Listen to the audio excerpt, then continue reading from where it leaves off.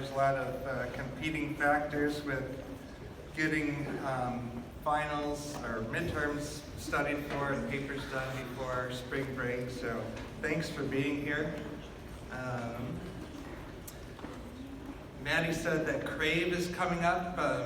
She said it's kind of a ways out, but it seems that way, but actually it is just around the corner because we start on a Monday night, the second week after spring break. So we have a sign-up poster that we do to get people signed up for reading slots. People read for half-hour increments. You might have picked up on that in the video. And we have that printed, and I forgot to get it, so Stephanie volunteered to run and grab that from Staples. And we will have that at the end of the meeting to start filling in those reading spots. And I encourage you to do that because we have all kinds of people read, even if you're like nervous and new in your faith or anything. We've had international students and non-Christians read it. And so it's just reading for a half hour out loud. And there might be other stuff going on, but it's a good opportunity to just build awareness of God's Word and invite your friends to participate in that. I'm going to pray right now for the message. God, I thank you so much for bringing us here tonight, God. I thank you for this message and this kind of different series that we've been doing. And God, we, like Braden said, I just pray that your Spirit would speak through me. God, that you would hold all our attention on you and your words. And God, we pray you'd help us apply this in our lives. Thank you, and we give this to you in Jesus' name. Amen.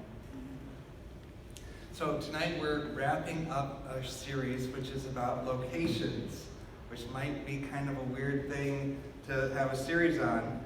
But these Bible sites, it's called GPS, God Positioning Sites. They're special places where God set up his work. They weren't special places because of some innate feature of that location, though last week was a pretty cool place because there was a river that flowed out of a cave at the base of a mountain, so that was pretty neat. But other than that, they're just ordinary places. They also had some sort of dark or heavy history connected with those places.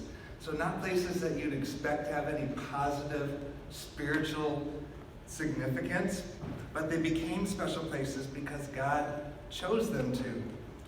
He'd been positioning these specific sites sometimes for centuries, and he used the features, the words, the histories associated with these places to drive home some big spiritual points for us that he wanted to make. And tonight's location is no different. It's a place called Gethsemane. So Gethsemane, it's where this photo was taken.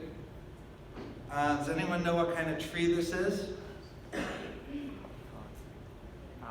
Olive. Yes, it's an olive tree. And that actually has a lot to do with what we're going to talk about, what happened at this site.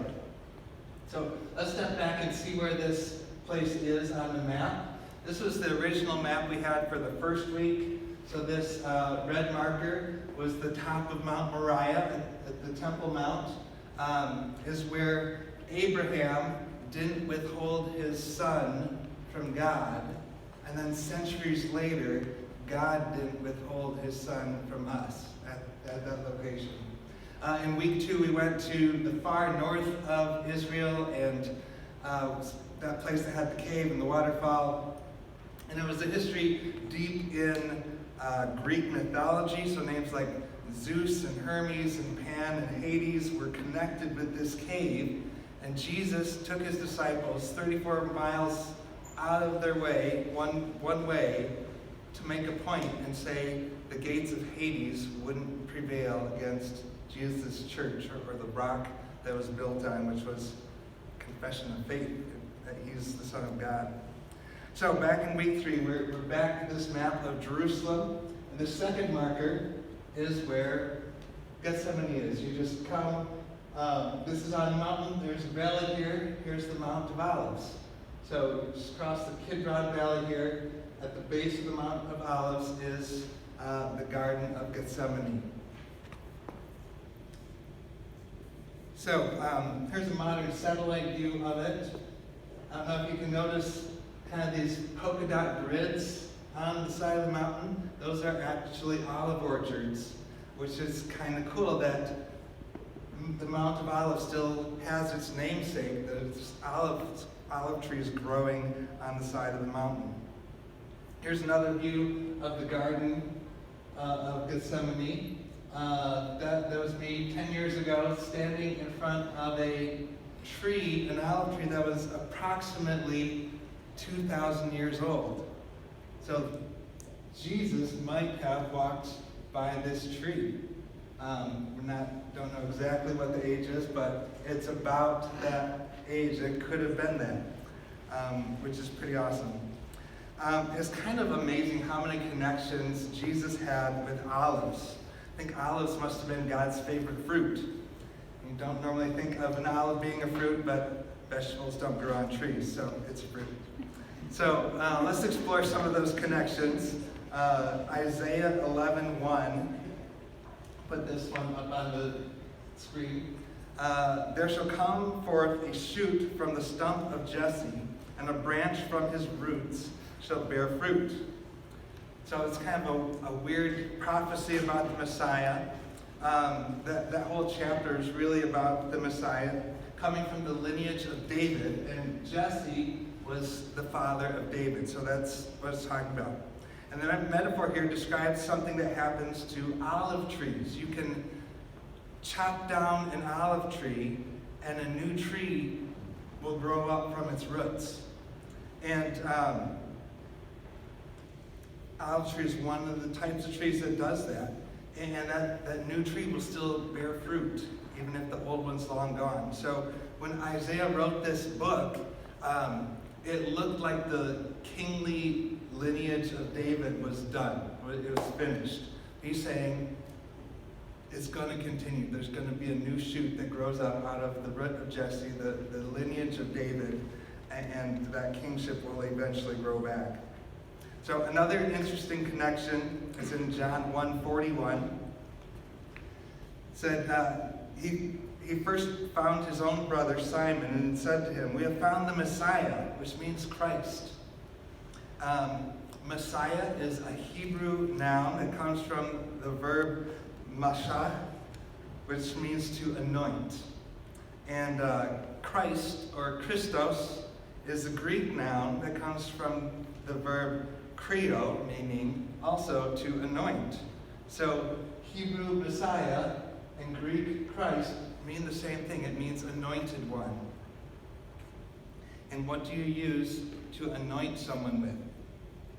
You use olive oil. It's another connection with olives. What does Gethsemane mean? The gardens, the name of the garden, but where did that come from? It came from two Aramaic words, and Aramaic and Hebrew are really close, tied together. Is gat, meaning press, and shemani, meaning oils. So Gethsemane means press of oils. Gethsemane means press of oils. And if you know anything about fraternities and sororities or math, you might recognize some of those Greek letters.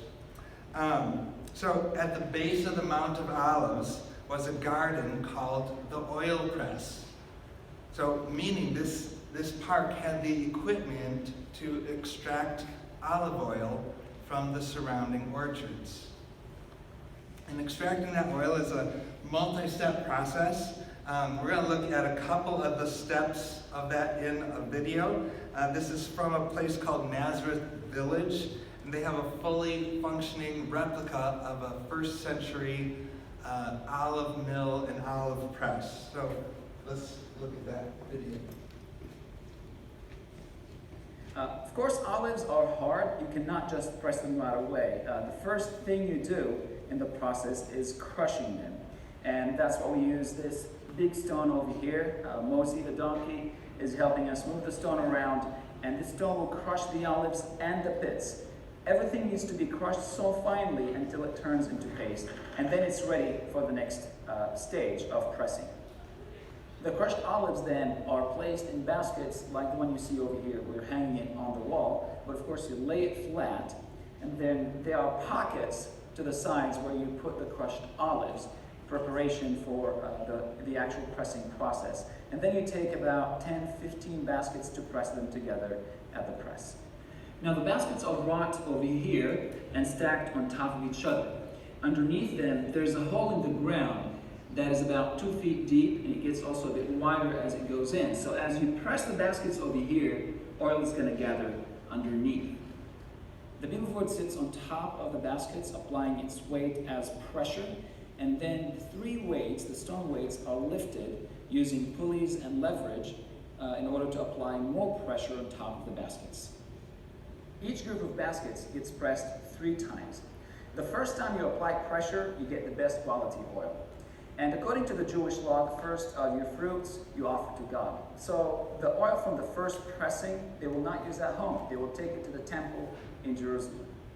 The second time they applied pressure, they got good quality oil, and it was used for food, medicine, perfume, and cosmetics. By the time they got to the third pressing, though, the quality of the oil was really bad, and they would use it for oil lamps and making soap. So kind of interesting. Before that, I didn't really realize that they crushed the pits and everything before they extracted the oil from olives.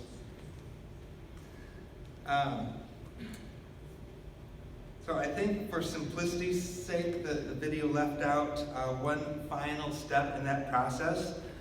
What you actually get when you press that paste isn't olive oil, it's olive juice, which is a mixture of oil and water and other things. And so once you take it out of the fruit, the oil and water will naturally start to separate into layers. The oil layer will rise to the top, and the water layer, which tends to retain most of the dark color and debris, stays on the bottom.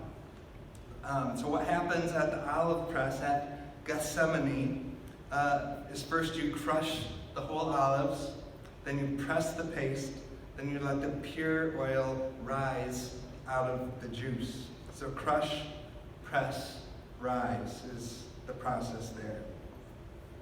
Let's look at our main Bible passage for tonight. The main narrative, all 4 gospel accounts talk about this place.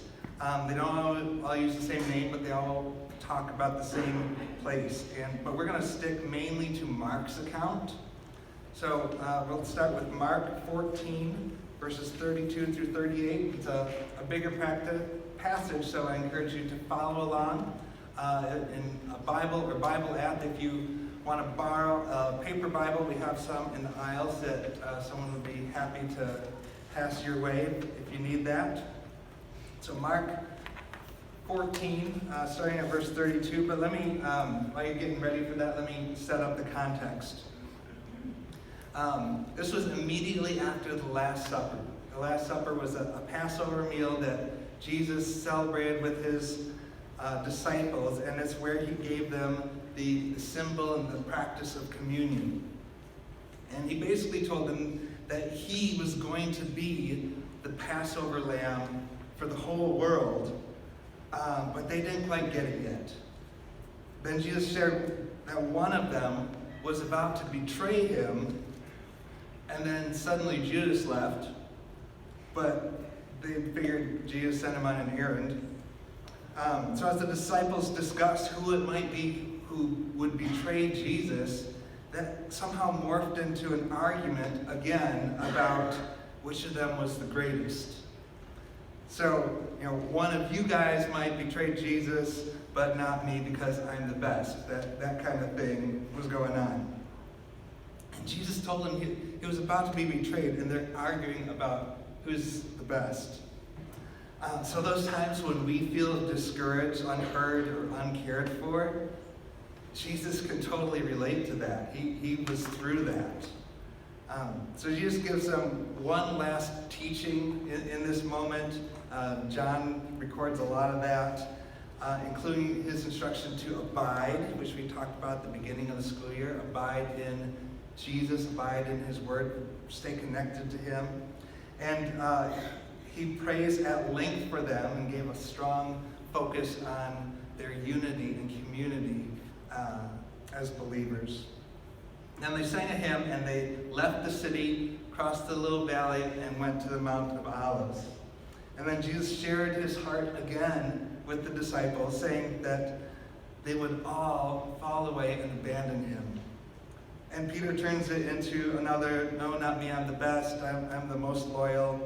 And Jesus said, before morning, you're going to deny me 3 times. So this should give us an idea of the emotional place Jesus was in when he came to Gethsemane. So we're going to start our reading, Mark 14, verses 13 through 38. And they went to a place called Gethsemane, and he said to his disciples, "Sit here while I pray." And he took with him Peter, James, and John, went a little further, and began to be greatly distressed and troubled. And he said to them, "My soul is very sorrowful, even to death. Remain here and watch." And when he said watch, he wasn't telling them, watch me pray, I'm going to go a little further, but more like stay alert, be vigilant, pray with Jesus as he goes a little farther. So verse 35, going a little farther, he fell on the ground. He didn't trip. He just plopped down to a kneeling position, bowed his face to the ground. So he fell on the ground and prayed that, if it were possible, the hour might pass from him. He said, "Abba," which means Daddy, "Father, all things are possible for you. Remove this cup from me. Yet not what I will, but what you will."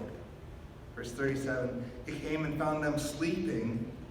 And he said to Peter, "Simon, are you asleep? Could you not watch 1 hour?" Which kind of tells me that Jesus prayed for an hour during that time. Doesn't mean he spoke those few sentences really slowly, like the sloth in Zootopia. Rather, it tells us that there's a lot more to his prayer that wasn't included. It wasn't recorded here. Verse 38, watch and pray. Jesus told them, "Watch and pray that you may not enter into temptation. The spirit is indeed willing, but the flesh is weak." So Jesus knew he was about to be betrayed, abandoned, denied, arrested, beaten, and murdered.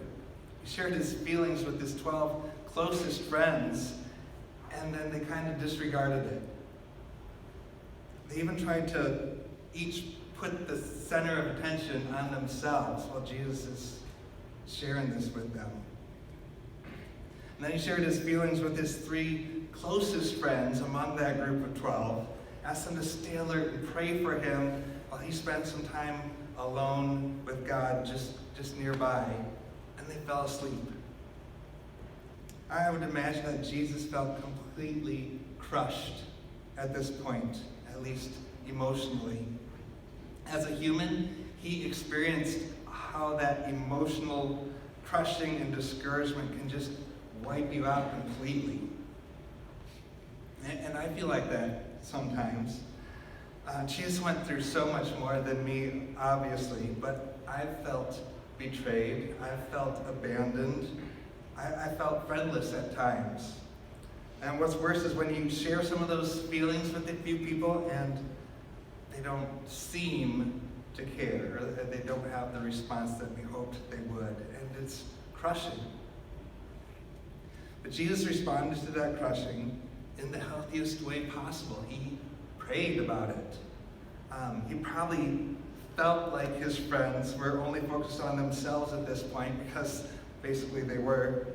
But through prayer, Jesus was able to line himself back up with the Father, instead of making it about himself. Well, my friends are all about themselves, and when we experience that, we're tempted to make it all about ourselves when we're thinking about that. But he made it about what God wanted, what the Father wanted. Not my will, but your will be done.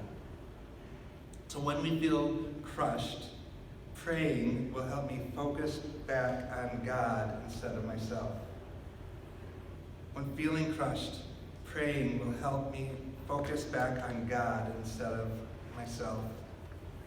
Isaiah 53:5 says, "But he was pierced for our transgressions, he was crushed for our iniquities. The punishment that brought us peace was on him, and by his wounds we are healed." That prophecy was a very good lead into the next step of this olive oil process. So we're going to switch over to Matthew's account for just the next couple verses. He gives us a sentence of detail that wasn't included with Mark. Matthew quotes part of that prayer again. So Matthew 26, I'll put this one on the screen, verses 42 and 43. "Again, for the second time, he went away and prayed, 'My Father, if this cannot pass unless I drink it, your will be done.' And again he came and found them sleeping, for the eyes were heavy." A couple things to note in verse 42. First, even Jesus had to pray about certain things more than once. Is that interesting to anyone? Jesus had to pray about some things more than once. This morning I was reading just the Bible reading plan I've been going through, and I read another occasion when this happened. Mark 8 verses 20 through to 25. Jesus laid his hands on a blind man. In the Bible, when it talks about laying hands on someone, it means you're touching them when you pray for them. So Jesus laid his hands on this blind man to heal him, but it didn't work completely. He got a kind of blurry vision. He said that people looked like trees walking around. So Jesus had to lay his hands on the man and pray for him a second time before the man could see clearly. So in that case, in that situation, Jesus received the prayer. He received what he prayed for after repeated prayer. But in Gethsemane, Jesus still didn't get the answer that he wanted. So when we think about that in our lives, why should we expect to be better at prayer than Jesus? If Jesus had to pray more than once about things, so should we. You know, if you pray about something one time and it doesn't happen, so did Jesus. And sometimes when we keep praying, God will turn his answer into a yes. And sometimes he won't. Even Jesus experienced both of those situations. But we have to keep praying to find out what that answer is going to be and to be good with that answer. Prepare us for that. The second thing to notice in Matthew 26:42, Jesus keeps referring to this drink or this cup that he wants passed. In the books of Isaiah, Jeremiah, and Revelation, they make a few references to the cup of God's wrath. And that's not something that Jesus would ever have deserved because he lived a perfect life. But taking our punishment for sins in our place as our substitute, he needed to shoulder that burden for us. 1 John 2:2 said, "He is the propitiation." That basically just means, that word means a sacrifice of substitution. So he's the propitiation for our sins, not only for ours, but also for the sins of the whole world. Here's where I imagine Jesus feeling the pressure, the weight of the world pressing down on him in the garden. As a campus minister, I feel the pressure of ministry. And especially if everything's not progressing the way I hoped for, the way I imagined, what if I didn't follow up with a person in the right way? What if I didn't spend enough time and prayer and thought to put into the message? What if I didn't sufficiently get the word out about an upcoming event? And what if I don't have the time to balance all the potential what ifs? Like, it can be a constant struggle of feeling that pressure. And what if someone makes a bad decision because I didn't prepare them for it or whatever? Sometimes I feel like the weight of 100 people's souls falls on my shoulders, and I know that's not the case. But sometimes I feel like it is. But it actually was the case for Jesus, not just 100 people, but billions of people. Their souls, the weight of that sin was on him. Literally, the weight of the sins of the world was on his shoulders. And that was the cut that Jesus wanted a hard pass on. It was a thing he already prayed about once, but he's praying and trying to line his will back up with the Father's against this torrent of emotions and temptations that were flowing in the opposite direction. When I feel myself under the pressure of my situation, like Jesus, I need to spend good, probably repeated prayer time asking God to line my thoughts back up with His. When you feel pressure, maybe you sometimes feel the pressure to keep your family together. Maybe you feel the pressure to keep your circle of friends together. Maybe you feel the pressure to bear all the weight of your classmates and the projects you're working on. Whenever you feel that weighty pressure at times, it's the same. We all can experience that. When feeling pressure, praying will help me line my expectations back up with God's. When feeling pressure, praying will help me line my expectations back up with God's. Because a lot of times when we feel that excessive pressure, it's an internal thing that we're putting on ourselves and other people.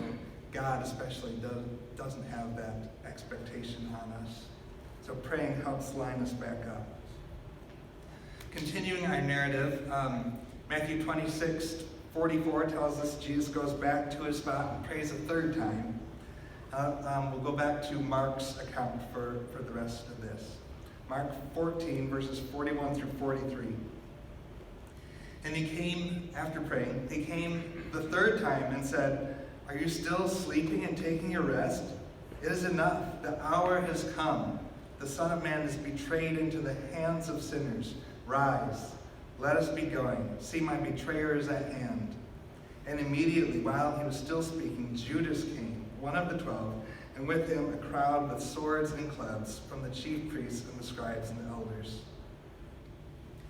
So Jesus, God the Son, prayed to the Father 3 times about his feelings. He was crushed by feelings of abandonment.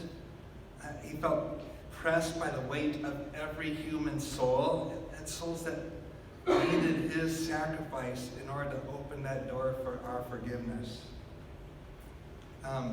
John's account of this in John 18 says that Jesus knew everything that was about to happen. So the betrayal by Judas with a kiss, the arrest, the beatings and humiliation, the crucifixion, his human emotions wanted God to break in and say, "Hey, wait, there's been a change of plan. You don't have to go through with it." That's what he was praying for. But as Jesus continued to pray into this mess of emotions, this mess of evil, this mess of sin, he continued to pray that his desires would get lined back up with the Father's. And something new rose to the surface, his resolve. When he came back the third time, he says, the hour's come, rise, let's do this thing. Going back to the olive press illustration, it's not an instant process when you get the juice for the oil and the water to separate, with the pure oil to rise and the reddish brown juice, watery juice to settle to the bottom. Neither is clarity instant for us when we've got mixed up emotions, but Jesus continued to pray into it. The clarity of his love for the Father, his love for humanity, rose to the surface, while his muddied emotions settled down as he kept praying into this. Likewise, when we know something that God wants us to do, but we don't really want to because our emotions are kind of muddied about it, maybe there's fear, maybe there's distraction, maybe we're just feeling overwhelmed by other things, prayer will help clear our minds so we can resolve to move forward in what God wants us to do. So here's a review along with our third main point. The first one was when feeling crushed, praying will help me focus back on God instead of myself. Second one was when feeling pressure, praying will help me line my expectation back up with God's. And this third one, when feeling muddied, praying will help my resolve rise to the surface and my emotions settle. When feeling muddied, praying will help my resolve rise to the surface and my emotions settle. Just like the olive press, crush, press, rise. The Garden of the Olive Press was an incredible place of testing for Jesus. But because he resolved to go through with the crucifixion, we can live in his forgiveness and his freedom. So to kind of wrap up, put a lid on our series, we'll come to many places in our lives that may seem dark. Even in our darkest places, God is at work, positioning things behind the scenes for a great redemption story. So pray into that and trust that God will do that. I'm going to pray, and then we're going to go through some discussion questions. God, thank you that you can redeem dark situations and dark places for us, times of testing, maybe times of failure, places where we're surrounded by evil, God.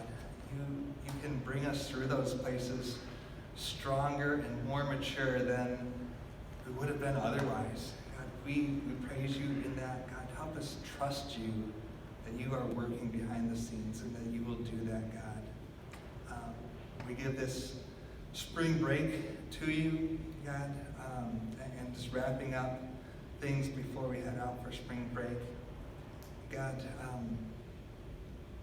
whenever we feel that darkness, whenever we feel that pressure, that crushing, help us turn to you and pray and seek you to either get a yes or to be okay with a no. And we thank you, and we pray this in Jesus' name. Amen. So, our discussion questions, we're going to break up into groups of about 4 and share in paragraphs, not pages, so everyone gets a chance to say something. In what place or situation have you found yourself repeatedly feeling crushed or pressed? What might God be positioning you for through that? What muddied situation do you currently need resolve for? Is there a positive place you're in today that resulted from God getting you through a dark place in the past? And we don't have to wait to feel crushed, pressed, or muddied before we pray. So what's an upcoming situation you can pray to line yourself up with God beforehand? So break into groups of 4 and discuss that, and then when the noise level starts to rise up, we're going to come back together and worship with a few more songs, and our prayer team will be available.